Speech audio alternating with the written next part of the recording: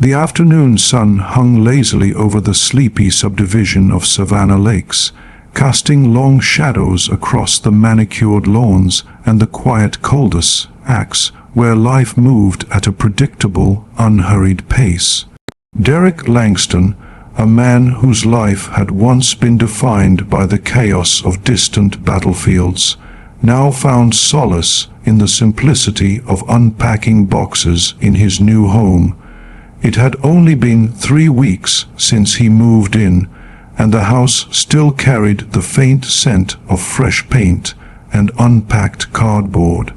At 36, after 13 grueling years as a Navy SEAL, Derek craved this normalcy, the kind where mornings started with coffee on the porch instead of pre-dawn briefings, and evenings ended with the distant laughter of children rather than the echo of gunfire. He was in the living room, arranging a few books on a shelf, mostly military history and survival guides, remnants of a life he wasn't quite ready to shelve away, when the knock came. It wasn't a friendly rap, the kind a neighbor might use to drop off a welcome pie. No, this was sharp, clipped, authoritative, like the sound of a drill sergeant demanding attention. Derek froze mid-step, his instincts kicking in before his mind could catch up. He wasn't expecting anyone.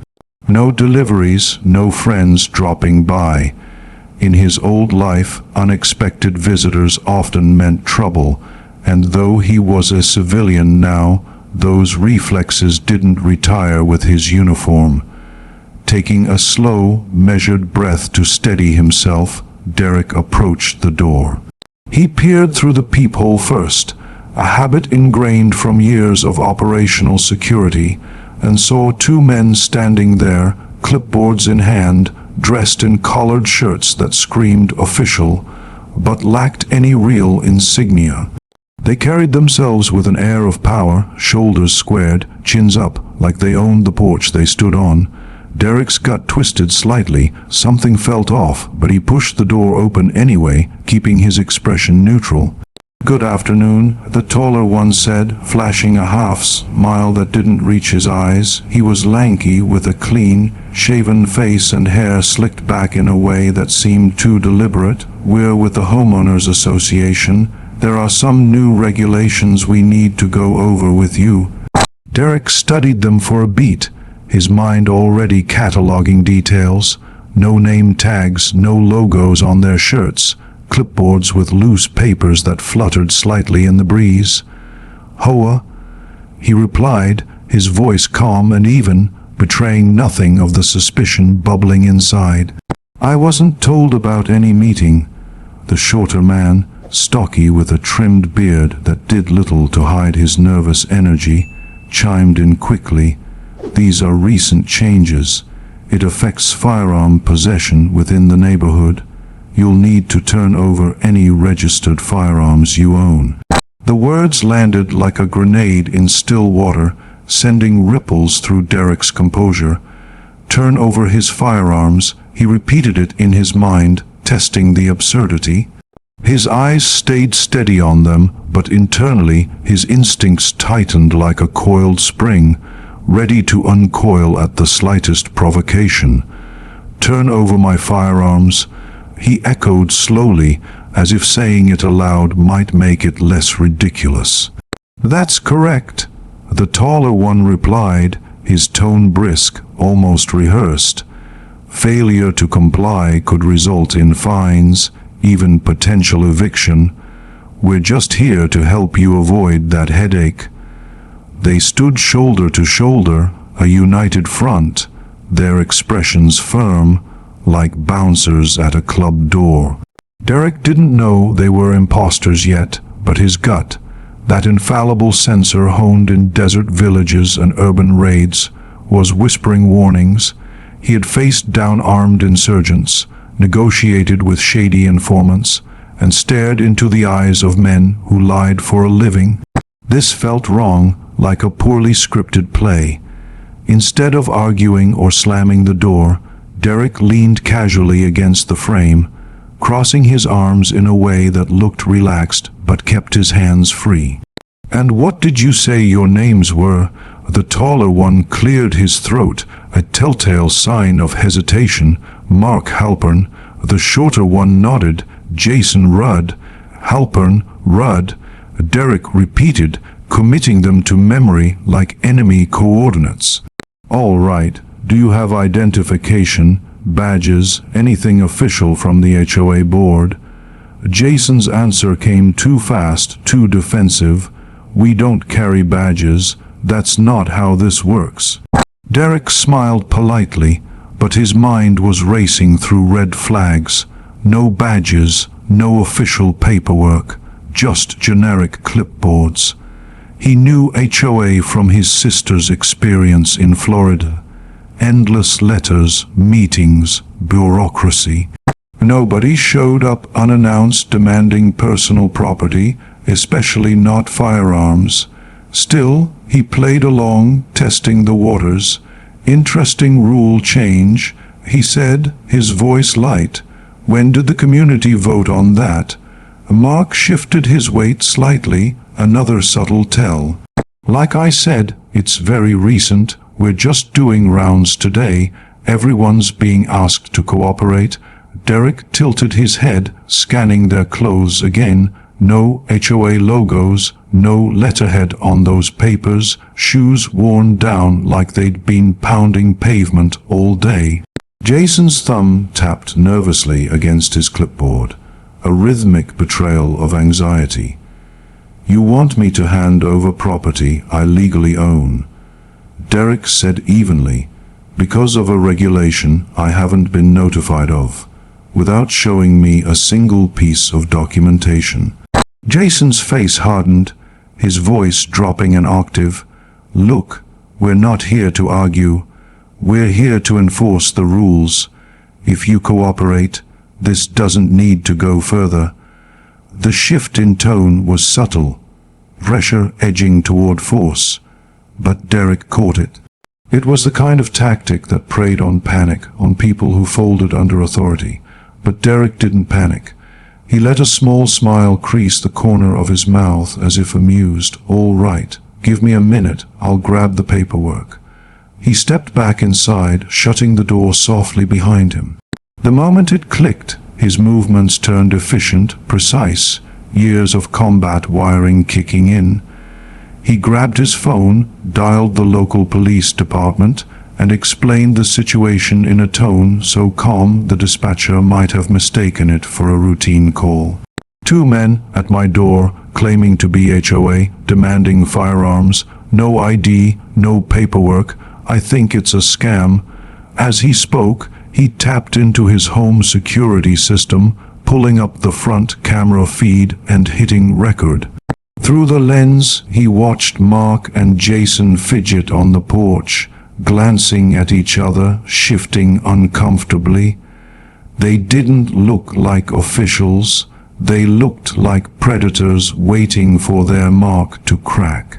Derek's thoughts drifted briefly to his past, uninvited but insistent. His life had been forged in fire, and listing at 20 from a rough Jacksonville neighborhood, surviving SEAL training that broke lesser men, deploying to hotspots where reading people wrong meant death. He'd lost teammates, seen innocents caught in crossfire, carried memories like invisible scars. Retirement at 36 felt unnatural at first, but Savannah promised stability, historic charm, shaded streets, a cul-de-sac where kids played freely. He thought he'd left the fight behind, but here it was, knocking on his door. Hanging up with the dispatcher, officers en route.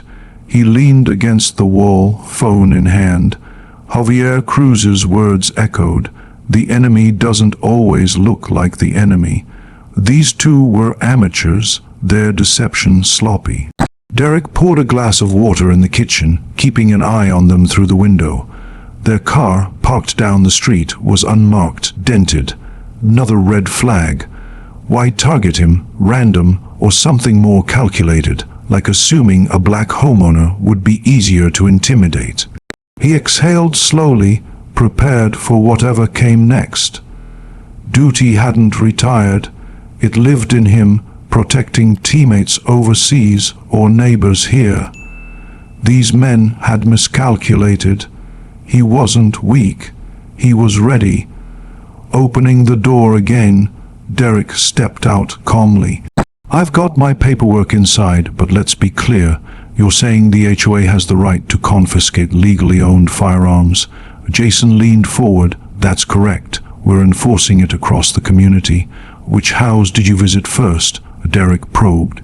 Mark hesitated. "We started at the corner lot 2 streets down."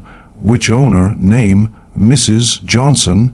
Derek tilted his head. "Funny, because Mrs. Johnson lives 3 doors that way. I met her last week." Silence sharpened. Jason cleared his throat. "Look, sir, we're not here to debate. This is official HOA business." Derek almost chuckled. "Confirmation, liars. I spent time in the military," he said conversationally. "I know about rules, documents, signatures, chain of command. Where's the paperwork, the official notice?" Mark's jaw tightened. "We don't need to show you anything. Fines start at $5000, $5000. Derek repeated, humor creeping in. "Steep for a policy that doesn't exist." Jason's voice sharpened. "Sir, this isn't optional." Derek straightened, his training showing. "Nothing gives you authority to demand my rights without due process." The porch quieted, tension thick. Mark stammered, "We can make things difficult for you." "Is that a threat?" Derek asked softly. Mark faltered, "It's procedure." Derek smiled faintly. "I've dealt with real authority. You don't talk like them, don't move like them. You're not what you claim." Jason flushed. "We're giving you one last chance." Derek sighed, glancing at the camera. "This conversation is recorded. Every threat saved. Choose your next words carefully." Mark's mouth opened shut. Jason shifted uncomfortably. The standoff lingered. Derek nodded at their clipboards. Still no document with an HOA seal. No answer. They glanced at each other. Cover slipping. "Tell you what," Derek said. "Give me a copy of the regulation. I'll review it with my attorney." Jason muttered, "That's not how this works." "No." Derek said firmly, "That's exactly how it works." Their shoulders slumped. Derek's heartbeat stayed steady. Police imminent, but impostors don't walk away quietly. From the first door shut, Derek's senses heightened. Not paranoia, but training. Survival hinged on noticing cracks. A twitch, a lie. These men broadcast weakness. Jason's nervous tap, Mark's stiff posture. Through the camera, Derek zoomed on their car. Silver Ford, dented, mismatched tires, duffel bag in back. Sloppy, his mind flashed to Kandahar, infiltrating a compound with fake police. Uneven stitching, avoided eyes, details saved lives. Here, same instincts screamed. Cracking the door, Derek called casually, "Who on the HOA board sent you?" Jason jerked. "The board as a whole." "Strange," Derek said. "I was at the meet and greet. Your names didn't come up, nor this policy." Mark shifted. "Passed after you moved in." "Convenient. Name of the board president." They mumbled confidentiality. Derek pushed. "What's the code number for this regulation?" Jason hesitated. "Not required." Derek chuckled. "Not required or don't have it." Mark's jaw flexed. "We're just doing our job." "A job comes with accountability," Derek replied. "What you're doing is none of that." Jason cracked. "Why make this difficult? Hand over the guns." Desperate, not professional. Derek noted white knuckles, sweat. Silence stretched, them squirming. "Gentlemen, I don't know your game, but wrong house. I've spotted better liars." Mark exhaled. "This is your last warning. We'll escalate." Derek's phone buzzed. "Eat in 5 minutes." He adjusted stance, ready. Tension thickened. Derek stepped halfway out. Illusion of progress. "I'll get paperwork from my safe." Mark nodded stiffly. Jason relaxed slightly. Inside, Derek bypassed the safe, texted dispatcher. aggressive impersonators. Flipping to TV feed, he watched them pace. Jason texted someone. Mark darted eyes to street. "You're nervous," Derek muttered, making noise. He reopened door with envelope. "This what you need?" Jason's eyes locked. "Yes, we'll review and take custody." "Funny, I never said what's inside." Jason flexed jaw. "Mark, let's not make it harder. Cooperation both ways," Derek said. "Show ID paperwork, I'll show mine." "Quiet." Jason twitched hand to pocket. "Phone, weapon." Derek clocked it. "You know, loudest guys are weakest," Derek said. Jason annoyed. "We don't have to take this, we'll escalate." "Call the president now," Derek said. "Patricia Douglas, I had coffee with her, no ban mentioned." Jason froze. "She caught," Derek grinned. "So either she lied or you are. Which?" No words. Officers minutes away. Derek held line, them digging deeper. Porch felt smaller. Jason snapped. "Wasting time. Hand them over or enforcement." "Who?" "HOA police." Derek stung. Jason darkened. "Think it's funny, pathetic. Two men with clipboards barking orders. Mark, don't underestimate us." "You're right." Derek laughed. "No one sent you." Jason stepped closer. "Your uniform means nothing now." They knew his background. Targeted. Derek hardened. "Then you know this head's nowhere good." "Mark, we could make it ugly." "Enough." Derek stepped out, presence filling space. "You don't know ugly, I've lived it. Leave now." Jason flared, too desperate not to. Mark whispered, "Give us what we came for, never hear from us."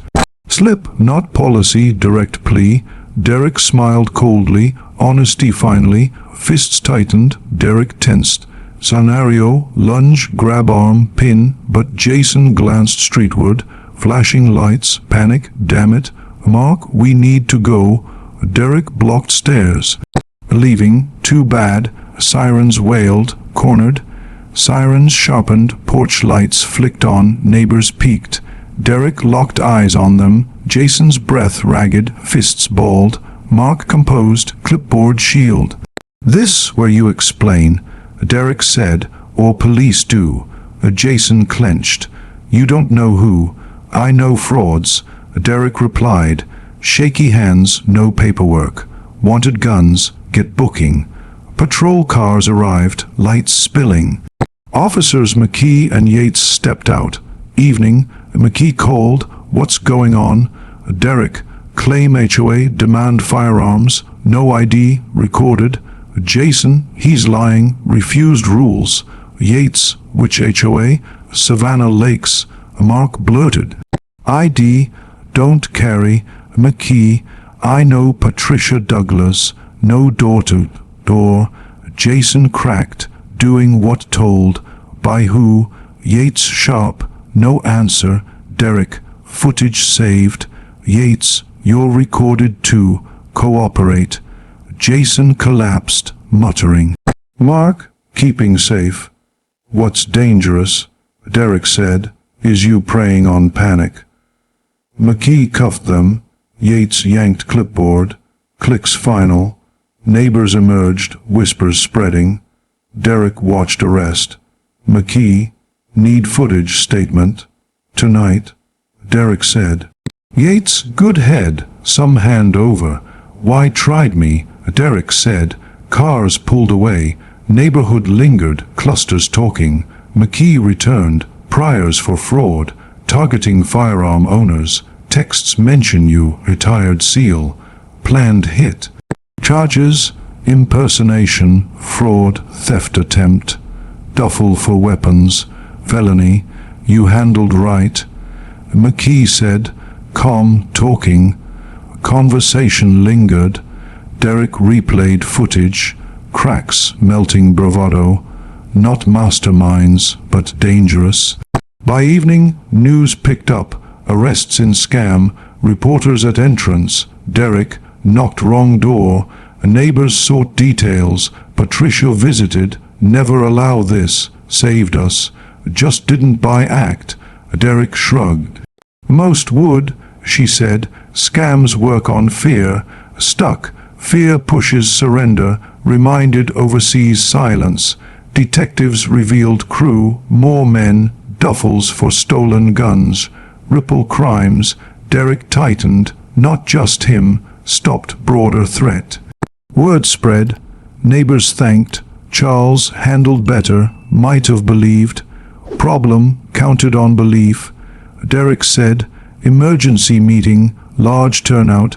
Patricia. No authority for confiscation. Fraud. Gestured Derek. Kept head. Recorded. Called police. Applause. Frank, what now? Derek, pay attention. Question authority. Cameras calls. Woman, if return. Police documentation.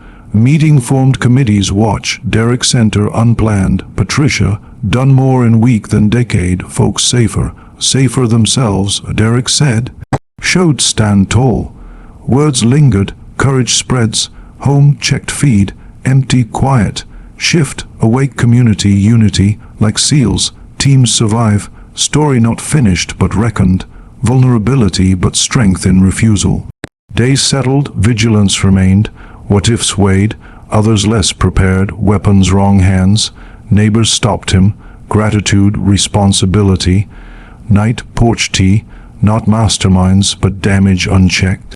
Fraud smiles. Email. Awareness program. Speak. Leadership found him. Chuckled. Hadn't sought, but like missions. Closed, crickets humming. Sense of closure, not end danger, but strength from it. Javier, fight for unaware. By refusing, asking, standing, fought for all. Lesson, don't surrender to fear. Question, refuse lies. Enemy clipboard sometimes, victory and no. The evening air in Savannah Lakes carried a faint chill.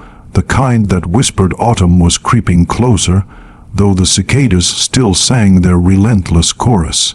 Derek Langston stood on his porch, arms crossed, watching the last of the patrol cars disappear around the corner, their red and blue lights fading into the dusk like embers. The neighborhood, usually so still it felt like a painting, buzzed with an unfamiliar energy. Neighbors lingered on driveways, their voices low but urgent, trading theories about the two men now in custody.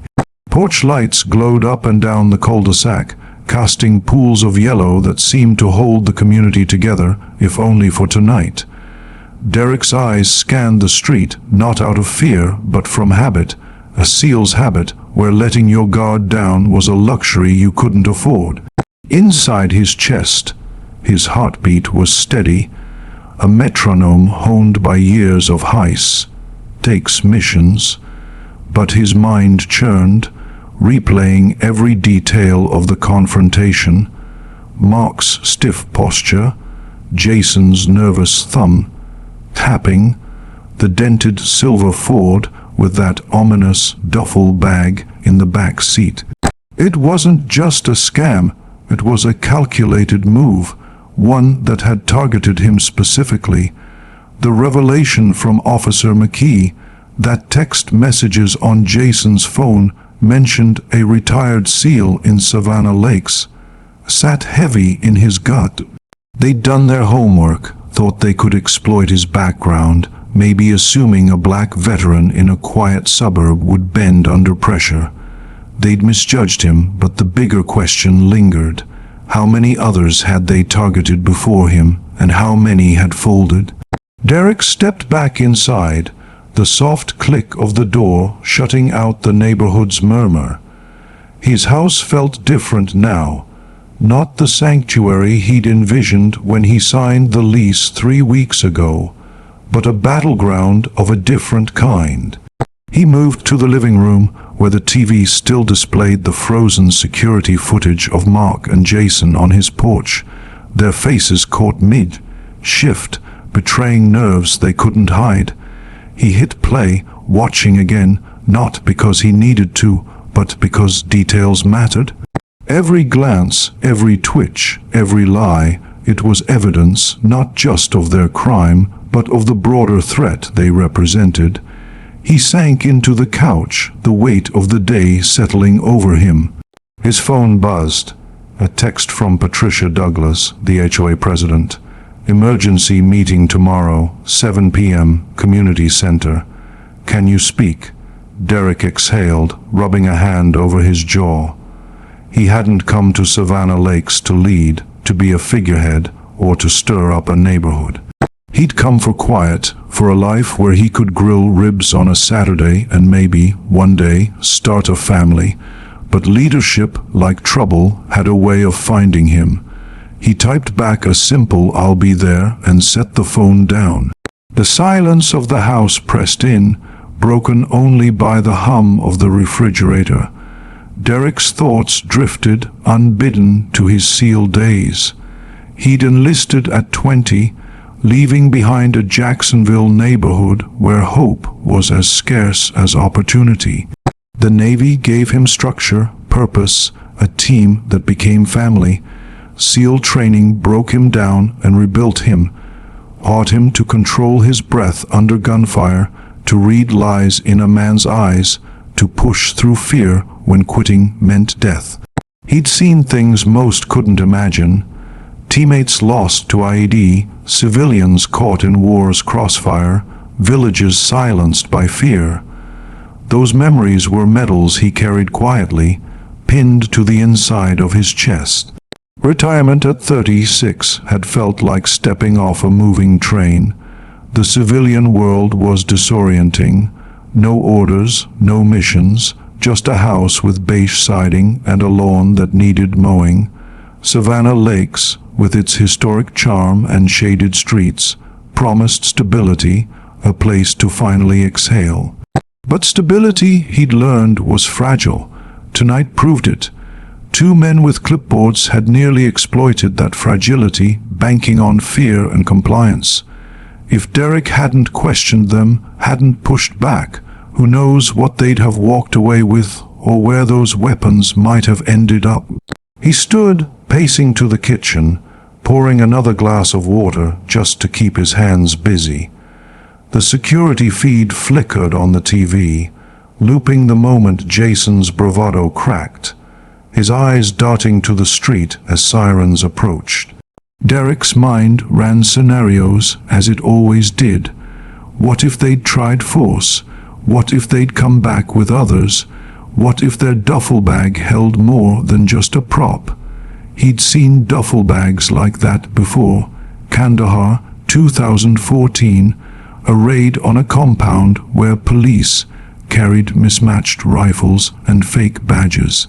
The details had saved his team then. Uneven stitching, nervous glances.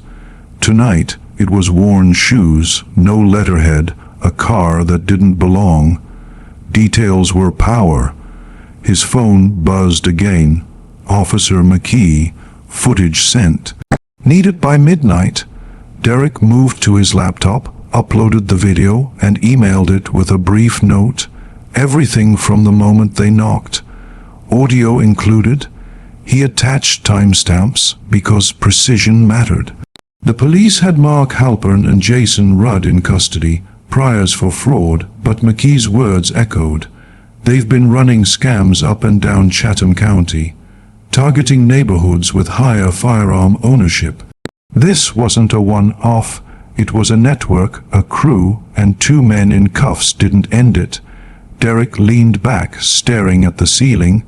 The thought of guns taken from law-abiding homeowners funneled into the wrong hands twisted something deep inside him.